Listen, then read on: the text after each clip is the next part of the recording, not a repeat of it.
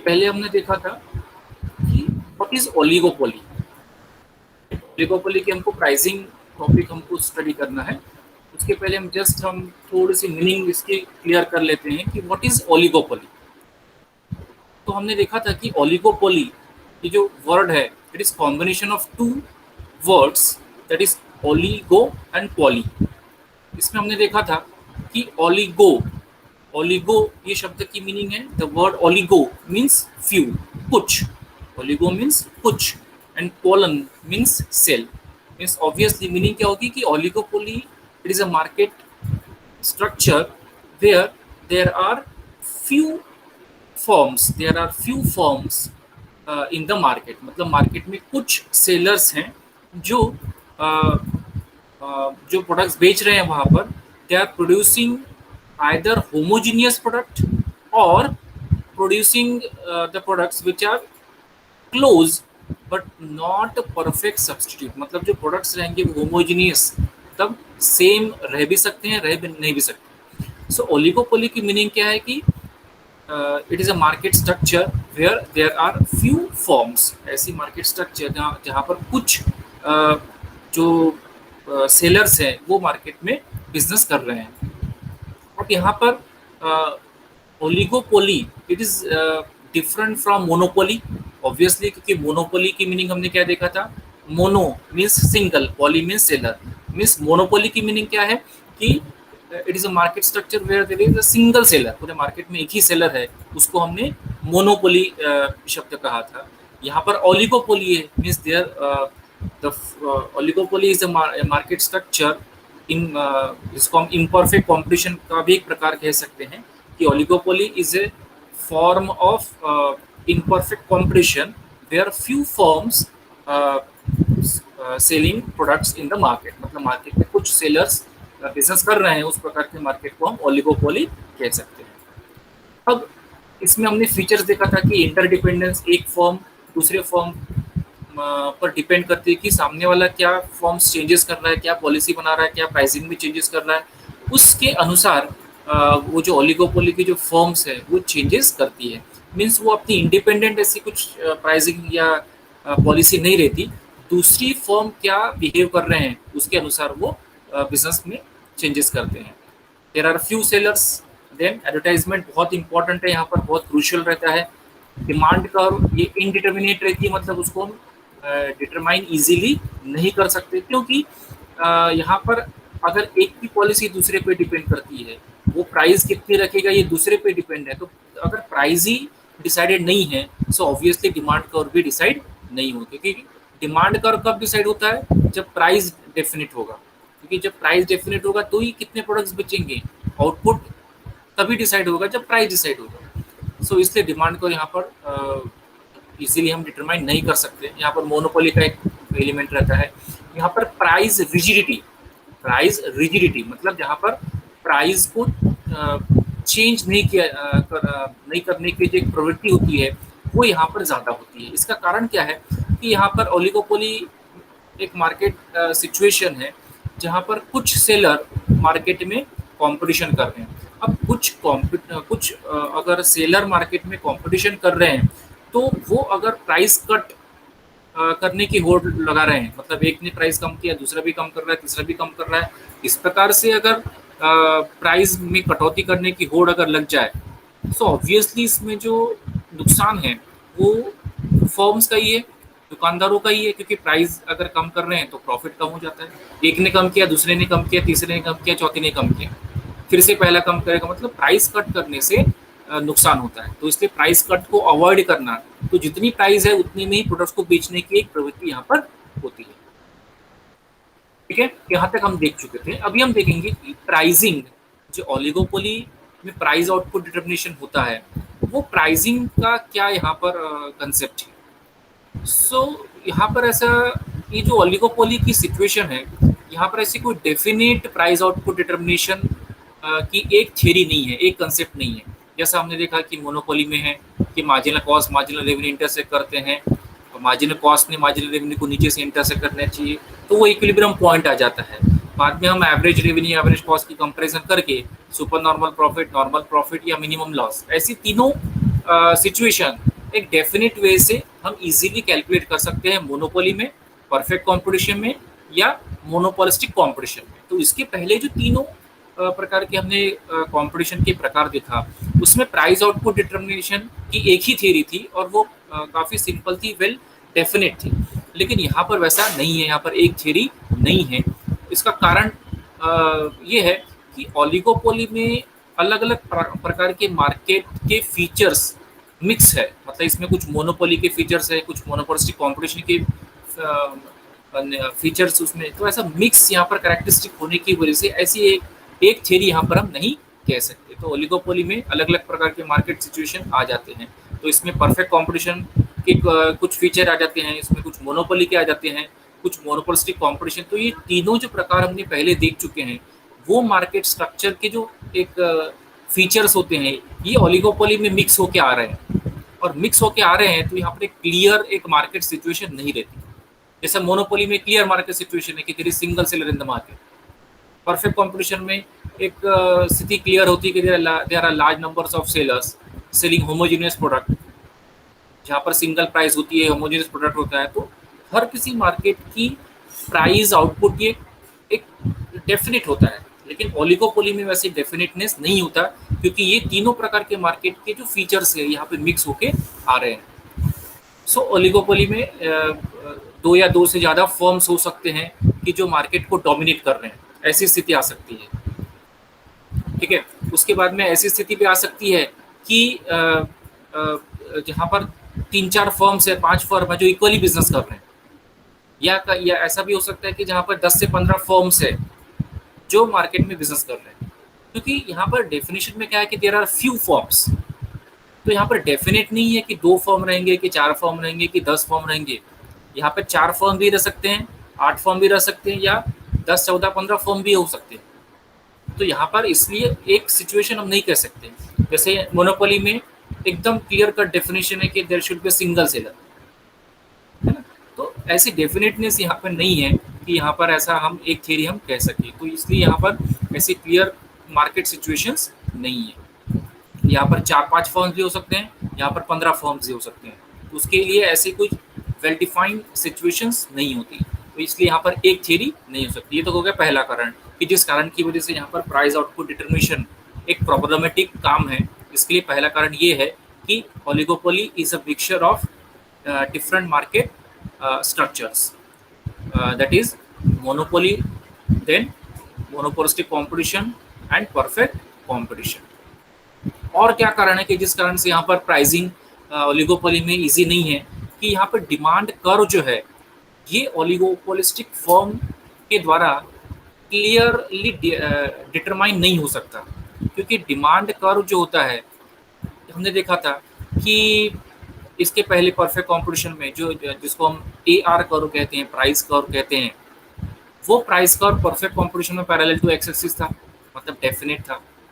Monopoly या monopolistic competition में downward sloping था, क्योंकि वहाँ पर एक डेफिनेट था कि इतने प्राइस पे इतनी डिमांड हो रही है। लेकिन यहाँ पर चूंकि प्राइस ही डिसाइडेड नहीं है, क्योंकि इसकी प्राइस दूसरे पे डिपेंड है, तो डिटरमाइन तो किया ही नहीं हमने प्राइस को। तो इसलिए प्राइस डिसाइड नहीं होने की वजह से आउटपुट डिसाइड नहीं होता, क्योंकि जब तक प्राइस डिसाइड नहीं होगा तब तक आउटपुट डिसाइड नहीं होता। मतलब ही क्या है कि यहाँ पे डिमांड कर्व को हम बना ही नहीं पा रहे। तो अगर AR कर्व, जिसको हम डिमांड कर्व या प्राइस कर्व भी कहते हैं, वही अगर हम कैलकुलेट नहीं कर पा रहे हैं, वही अगर हम ठीक से स्केच नहीं कर पा रहे हैं, डिटरमाइन नहीं कर पा रहे हैं, तो डिमांड कर्व भी आगे बनना इम्पॉसिबल है, क्योंकि प्राइस यहाँ पर डिसाइडेड नहीं रहता। तो इसलिए यहाँ पर डिमांड कर्व नहीं बना सकते। डिमांड कर्व नहीं बना सकते तो यहाँ पर प्राइस आउटपुट डिटरमिनेशन भी नहीं हो सकता। और एक कारण है कि यहाँ पर जो फर्म का बिहेवियर है, ये एक फर्म का बिहेवियर ये इजी नहीं है, एक्यूरेट नहीं है समझना कि भाई ऐसा ऐसा ही बिहेवियर करेगा। मतलब क्या कि जैसे फॉर एग्जांपल एक फर्म ने प्राइस कम किया, एक फर्म ने प्राइस को कम किया, तो दूसरी फर्म प्राइस को कम भी कर सकती है, कम नहीं भी कर सकती। मतलब इसमें बिहेवियर जो है, ये बिहेवियर ये इजीली हम जान नहीं पाएंगे, जान नहीं पा रहे हैं कि भाई एक ने प्राइस कम किया तो ज़रूरी नहीं कि दूसरा भी फर्म प्राइस को कम करे। ठीक है, ज़रूरी नहीं है कि दूसरी भी फर्म क्या करे, प्राइस को कम करे। वो प्राइस को कम कर भी सकते हैं, प्राइस को कम नहीं भी कर सकते। मतलब क्या कि फिर से यहाँ पर अनसर्टेनिटी आ गई कि एक ने प्राइस कम किया तो दूसरा जो फर्म है वो प्राइस को कम कर भी कर भी सकते हैं, नहीं भी कर सकते हैं। सो एक प्रकार का यहाँ पर अनिश्चितता है, एक प्रकार का यहाँ पर क्या सिचुएशन होगी ये हम कह नहीं पा रहे। तो उस प्रकार का एक अनिश्चितता का माहौल यहाँ पर होता है और उसकी वजह से यहाँ पर प्राइस आउटपुट डिटर्मिनेशन करना ये बहुत ही डिफिकल्ट एक टास्क है। तो इसलिए हमने देख लिया कि ओलिगोपोली में इन 3 कारणों की वजह से प्राइस डिसाइड करना, प्राइस आउटपुट डिटरमाइन करना ये बहुत ही डिफिकल्ट है। पहला कारण है कि यहाँ पर अलग अलग फॉर्म्स का कॉम्बिनेशन है, अलग अलग फॉर्म्स की कैरेक्टरिस्टिक को मिक्स यहाँ पर हो जाता है। देन डिमांड करो को हम डिटरमाइन नहीं कर सकते, या एक फॉर्म क्या बिहेवियर करेगा, क्या रिस्पॉन्ड करेगा, क्या रिएक्ट करेगा दूसरे फॉर्म के किसी एक्शन पे, ये भी हम नहीं बता सकते। तो इसलिए यहाँ पर ओलिगोपोली में प्राइस आउटपुट डिटरमाइन करना ये बहुत ही डिफिकल्ट है। इसलिए यहाँ पर ऐसी कोई एक थियरी यहाँ पर नहीं हम कह सकते। तो ऐसी अलग अलग यहाँ पर अप्रोचेस हो सकते हैं। तो यहाँ पर हम एक ग्रुप बिहेवियर की थियरी भी कह सकते हैं, या ऐसी अलग अलग एंगल से हम इसको इस प्राइस आउटपुट डिटरमिनेशन को यहाँ पर समझना पड़ेगा। तो कहने का मतलब कि जितना मोनोपोली, मोनोपोलिस्टिक कॉम्पिटिशन या इसमें परफेक्ट कॉम्पिटिशन में जितना प्राइस आउटपुट डिटरमिनेशन या इक्विलिब्रियम इजी था, वेल डिफाइन था कि ऐसे ऐसे कंडीशंस होते हैं, इस तरीके से प्राइसिंग हम निकालते हैं, वैसा यहाँ पर नहीं। तो इसमें फिर क्या है, यहाँ पर कैसे प्राइस निकालते हैं ओलिगोपोली में? तो ओलिगोपोली में जो प्राइसिंग है वो थियरी अलग अलग है। जैसे पहली थियरी बोलती है कि इंडिपेंडेंट प्राइसिंग, कि एक का प्राइसिंग ये दूसरे की प्राइसिंग पे डिपेंड नहीं करेगा।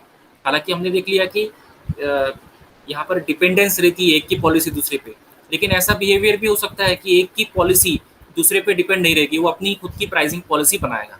ऐसा भी यहाँ पर बिहेवियर किसी ओलिगोपोली फॉर्म का रह सकता है। तो यहाँ पर एक इंडिपेंडेंट प्राइस आउटपुट पॉलिसी वो खुद की एक फॉर्म बनाएगा, वो दूसरे क्या कर रहे हैं उसके हिसाब से नहीं वो चलेगा, अपनी खुद की वो प्राइसिंग स्ट्रेटेजी बना सकता है। तो यहाँ पर वो अपने हिसाब से एक प्राइस डिसाइड करेगा, जैसे मोनोपोली प्राइस डिसाइड करता था, प्राइस मेकर हमने जिसको कहा था। तो वैसे ही कुछ फॉर्म यहाँ पर ओलिगोपोली में प्राइस मेकर भी रह सकते हैं। सो द प्राइस में भी एट ए कॉम्पिटिटिव लेवल वो खुद के हिसाब से प्राइस को डिसाइड करेगा, ना तो बहुत ज़्यादा रखेगा ना तो बहुत कम रखेगा। सो उसके हिसाब से वो मिडिल में एक प्राइस को डिसाइड करेगा। But the independent pricing policy of the oligopolistic form may not last for long period. बहुत ज़्यादा लंबे समय तक वो इस प्रकार से इंडिपेंडेंट प्राइसिंग को नहीं रखेगा, क्योंकि ये अनप्रिडिक्टेबल बिहेवियर होता है। मैंने कहा कि यहाँ पर इसको हमने ओलिगोपोली को एक चेस के गेम के साथ में कंपेयर किया था। तो बहुत ही अनप्रिडिक्टेबल, कुछ कह नहीं सकते कि वो अपनी इंडिपेंडेंट प्राइसिंग कुछ समय तक रखेगा, लेकिन कुछ समय के बाद वो फिर से दूसरे क्या फॉर्म्स एक्शन ले रहे हैं उसके हिसाब से फिर से रिएक्शन दे सकता है या नहीं भी दे सकता है। तो ऐसा इंडिपेंडेंट प्राइसिंग वो खुद की अपने प्रोडक्ट्स की कर सकता है। तो पहला प्रकार प्राइसिंग का हो गया, दैट इज इंडिपेंडेंट। इंडिपेंडेंट यहाँ पर जो प्राइसिंग है वो प्राइसिंग वो फॉर्म रख सकती है। तो पहला प्रकार हो गया इंडिपेंडेंट प्राइसिंग का। देन कॉन्करेंट, सेकंड प्रकार आ जाता है ओलिगोपोली में, concurrent pricing. That is pricing, इसको हम कहते हैं under collision and centralised cartel. अब ये क्या चीज है? पहले तो हमने देख लिया कि इंडिपेंडेंट वो खुद के हिसाब से प्राइस डिसाइड करेगा, जैसे मोनोपोली रखता था, किसी की चिंता नहीं, कुछ समय तक वो मिडिल पे बहुत हाई या लो नहीं रखते हुए एक पर्टिकुलर प्राइस पे लेवल पे प्राइस डिसाइड कर देगा, दैट इज इंडिपेंडेंट प्राइसिंग। लेकिन वो भी ज्यादा समय तक नहीं रहने वाली। तो ये भी हो गया पहला प्रकार। दूसरा हो गया कॉन्करेंट प्राइसिंग, जहाँ पर जिसको हम कोलिजन और सेंट्रलाइज्ड कार्टेल के हिसाब से वो प्राइस को डिसाइड करेगा। अब ये क्या होता है? अब पहला जो प्रकार हो गया उसमें क्या करता था वो इंडिपेंडेंट प्राइसिंग प्राइस सेट करता था वो, लेकिन अभी क्या कर रहा है कि ही मे रिसोर्ट टू कोलिजिव प्राइसिंग और प्राइस फिक्सेशन थ्रू कोलिजन। अब इसमें क्या होता है? Here is an assumption that the firms produce a single product. Collision means secret agreement. अब ये collision का मतलब क्या होता है कि जो 4-5 फर्म्स है फॉर एग्जांपल ओलिगोपोली में, ये आपस में एक सीक्रेट एग्रीमेंट अंडरस्टैंडिंग कर लेंगे, और of course that is for profit earning. लेकिन ये एग्रीमेंट करने के पीछे का उद्देश्य है कि कंपटीशन को अवॉइड करना, कि भाई आपस में कंपटीशन करने की बजाय हम एक अंडरस्टैंडिंग कर लेंगे और एक एग्रीमेंट कर लेंगे कि इतने इतने प्राइस पे हमको बेचना है। प्राइस डिसाइड कर लिया, 4 फर्म्स है एबीसीडी, चारों फर्म ने बोल दिया कि भाई जो भी कस्टमर आएगा उसके पास 4 ही ऑप्शन है, हम 4 ही मार्केट में प्रोडक्ट बेच रहे हैं, तो हमने प्राइस को थोड़ी सी बढ़ा दिया है, चारों फर्म्स वो बढ़ी हुई प्राइस पे ही बेचेंगे। कस्टमर किसके पास जाएगा, ए बी सी डी, बस 4 ही ऑप्शन उसके पास। तो इस प्रकार से अगर सीक्रेट है जो कि इलीगल है, जिसकी वजह से कस्टमर का एक्सप्लॉइटेशन हो सकता है, जो गलत है, इलीगल है, लेकिन इस प्रकार से कलिजन कॉन्करेंट प्राइसिंग कहते हैं इसको, ये ओलिगोपोली में हो सकता है। तो इसमें भी 2 प्रकार आते हैं, इस प्रकार की कलिजिव प्राइसिंग 2 प्रकार की आती है, perfect collision and imperfect collision. तो एक कार्टेल जो है, ये एग्जांपल है परफेक्ट कोलिजन का। यहाँ पर एक फॉर्मल एक ऑर्गेनाइजेशन जो है, वो जो कोलिजन जहाँ पर हो रहा है, एकत्रीकरण जिसका हो रहा है, एक सिंगल इंडस्ट्री में हो सकता है, कि its objective is to transfer the management and control of collusion firm to a centralise agency with a view to improving their profit. मतलब एक उसी प्रकार का बिजनेस करने की एक एजेंसी का एक फॉर्मल स्ट्रक्चर हो सकता है, उस एजेंसी के थ्रू यहाँ पर बिजनेस किया जाता है प्रॉफिट को बढ़ाने के लिए, तो उसको हम कहते हैं सेंट्रलाइज्ड एजेंसी। और दूसरे होता है इम्परफेक्ट कोलिजन। इम्परफेक्ट कोलिजन, इसके मैं एग्जांपल बताता हूँ आपको, परफेक्ट और इम्परफेक्ट है तो इजीली समझ में आएगा। इम्परफेक्ट कोलिजन क्या है, it refer to a secret और informal agreement under which the collision firm in an industry seeks to fix the price and output of the products without attracting the penal provision। मतलब यहाँ पर एक informal agreement कर लेते हैं, writing में कुछ भी नहीं होता यहाँ पर, ताकि कहीं नियम में फंसे, लेकिन एक प्राइस लीडरशिप जो होती है कि भाई 4 फर्म्स है, वो 4 फर्म में की एक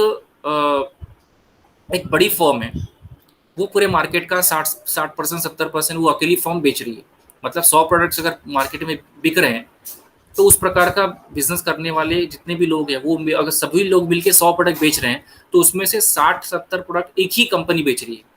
तो एक लीडर हो गया जो 60-70 प्रोडक्ट्स बेच रहा है, फॉर एग्जाम्पल वो ए कंपनी है, तो ए कंपनी जितनी प्राइस डिसाइड कर रही है, उतनी ही प्राइस दूसरे जो बीसीडी है वो फॉलो करेंगे। तो दिस इज इम्परफेक्ट कोलिजन। अब इसमें तो कोई नियम का भंग नहीं है, ए ने जितनी प्राइस डिसाइड किया उतनी बाकी के लोग डिसाइड कर रहे हैं। और जो पहला प्रकार हमने देखा परफेक्ट कोलिजन, इसमें क्या होता है कि एक सेंट्रल एजेंसी, जैसे फॉर एग्जांपल दूध का जो बिजनेस होता है, सभी दूध विक्रेता एक उनका एक एजेंसी है, कोऑपरेटिव एक ये रहता है सोसाइटी के टाइप, वहाँ पर वो दूध को बेचते हैं, वहाँ पर रेट डिसाइड होते हैं, उस रेट पे सबको बिजनेस करना पड़ता है। तो that is example of perfect collision. तो कहने का मतलब कि कॉन्करेंट में एक एग्रीमेंट राइटिंग में या जनरली वो राइटिंग में नहीं होता, इस प्रकार का एग्रीमेंट होता है जहाँ पर बिजनेस में वो बिजनेस करने में वो एग्रीमेंट कर लेते हैं और वो उस प्रकार का बिजनेस करते हैं। So this is the second type of pricing. पहला देख लिया हमने इंडिपेंडेंट प्राइसिंग, दूसरा कॉन्करेंट प्राइसिंग, तीसरा प्रकार हम देखेंगे प्राइस लीडरशिप।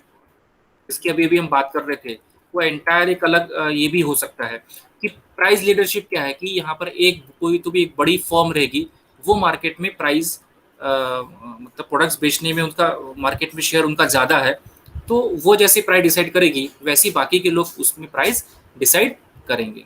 तो फॉर एग्जांपल इसने अगर 100 रुपये प्राइस डिसाइड किया, तो बाकी के लोग भी 100 के रेंज में ही प्राइस को डिसाइड करेंगे। तो एक लीडर हो गया मार्केट का, वो उसके हिसाब से बाकी के जो दुकानदार है, बाकी की जो कंपनियां हैं, वो प्राइस को डिसाइड करते हैं। तो लीडरशिप में भी 2 प्रकार आते हैं, डोमिनेंट फॉर्म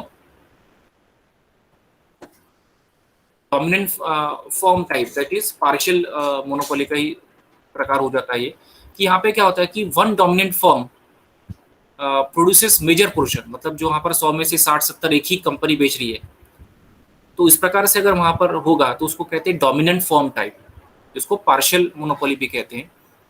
तो जो बाकी के जो रहा हुआ जो हिस्सा है, वो उसकी तादाद कम हो जाती है। जैसे फॉर एग्जांपल 100 में से 60 एक ही जन बेच रहा है और बाकी बचे हुए 40 बाकी के 3-4 दुकान कंपनियां मिलके बेच रही हैं, इस प्रकार की सिचुएशन जब होती है, तब जो छोटे जिनका मार्केट शेयर कम है, उनकी स्थिति ऐसी नहीं होती कि वो प्राइस को चेंज कर सके। सो ऑब्वियसली वो क्या करता है कि जो बड़े, जिसका 60-70% शेयर है, उसने जितनी जैसी प्राइस डिसाइड किया है, उसी रेंज में वो अपने प्रोडक्ट्स की प्राइस को डिसाइड कर देता है। सो इस प्रकार से प्राइस ये डिसाइड उसने कर दिया। तो ये प्रकार कौन सा हो गया? डोमिनेंट फर्म टाइप, जहाँ पर एक कोई तो भी एक डोमिनेटिंग फर्म है जिसमें मार्केट शेयर इसका ज़्यादा है, तो उसके हिसाब से प्राइस को डिसाइड करते हैं। तो डोमिनेंट फर्म जो है वो प्राइस को कैसे डिसाइड कर सकते हैं कि अब ऑब्वियसली डोमिनेंट फर्म ने ऐसा प्राइस डिसाइड करेगा कि जिसकी वजह से उसका प्रॉफिट मैक्सिमम हो। सो उसका प्रॉफिट मैक्सिमम कहाँ पे रहता है? When marginal revenue is equal to marginal cost, जैसे हमने इक्विलिब्रियम निकाला था, उसी हिसाब से यहाँ पर प्राइसिंग वो डोमिनेटिंग फर्म द्वारा डिसाइड की जाएगी। अब एक बार इस हिसाब से उसने प्राइस डिसाइड कर दिया, तो बाकी के जो छोटे फर्म्स है वो इसी तरीके से प्राइस को डिसाइड करेंगे। और दूसरा प्राइस लीडरशिप का प्रकार होता है barometric type. Barometric price leader, इसमें क्या है कि do not dominate the industry, इसमें डोमिनेटिंग नेचर किसी इंडस्ट्री का नहीं होता। So barometric leader do not change price, जो प्राइस को है वो कभी भी चेंज नहीं करता। तो प्राइस को वो जो एक बार डिसाइडेड हो गया वो लंबे समय तक रहता है कि when it is necessary according to demand and supply, जब डिमांड और सप्लाई की फोर्सेस के अनुसार, कंडीशन के अनुसार, अगर जब बहुत आवश्यक है तो ही वो प्राइस को चेंज करते हैं, अदरवाइज प्राइस को चेंज नहीं किया जा सकता। तो यहाँ पे दस the barometric leader is not only the leader but also the follower of the market. पहले में कैसा था कि वो अपने हिसाब से प्राइस को डिसाइड कर रहा था, वो ज़्यादा कम हो सकती है, लेकिन बैरोमेट्रिक में जो है वो प्राइस बहुत ज़्यादा चेंज नहीं कर रहा है, डिमांड सप्लाई के आधार पर ही वो प्राइस को चेंज कर रहा है। So this is barometric type. और लास्ट है कॉस्ट प्लस प्राइसिंग। ये चौथा प्रकार जो ओलिगोपोलिक फॉर्म इस्तेमाल कर सकते हैं, दिस इज कॉस्ट प्लस। मतलब क्या कि जहाँ पर एक से ज़्यादा प्रोडक्ट कोई ओलिगोपोलिस्टिक फॉर्म कर रही है, तो वहाँ पर जितना उसको खर्चा आया उसमें प्लस 15%, 20% जो भी कस्टमरी होगा उसके हिसाब से उसमें प्रॉफिट उतना ऐड करके प्राइस निकाल देंगे। सिंपल सिस्टम है कि जितना खर्चा आया उसमें सर्टन परसेंटेज प्रॉफिट का ऐड कर देना। तो यहाँ पे एक मार्जिन एक डिसाइड हो जाती है प्रॉफिट की, उसके अनुसार उसमें उस हिसाब से प्राइस ये किया जाता है। तो इसलिए इस चार तरीके से मोनोपोलिस्टिक ओलिगोपोलिस्टिक फॉर्म में प्राइसिंग डिसाइड हो सकती है। ओलिगोपोली में ये चार तरीके से प्राइसिंग हो सकती है। Independent pricing, then concurrent pricing, concurrent में दो प्रकार आते हैं, perfect collusion, imperfect collusion, price leadership एक तीसरा प्रकार आ जाता है, और चौथा प्रकार इसमें है कॉस्ट प्लस प्राइसिंग। ये चार तरीके से ओलिगोपोली में प्राइसिंग इस तरीके से निकाली जाती है। क्लियर है इतना सबको? ओके, अब इसके आगे का हम फिर नेक्स्ट लेक्चर में कंटिन्यू करेंगे। This is oligopoly. ओलिगोपोली के मीनिंग, फीचर और प्राइसिंग हमने आज के लेक्चर में कंप्लीट कर लिया है।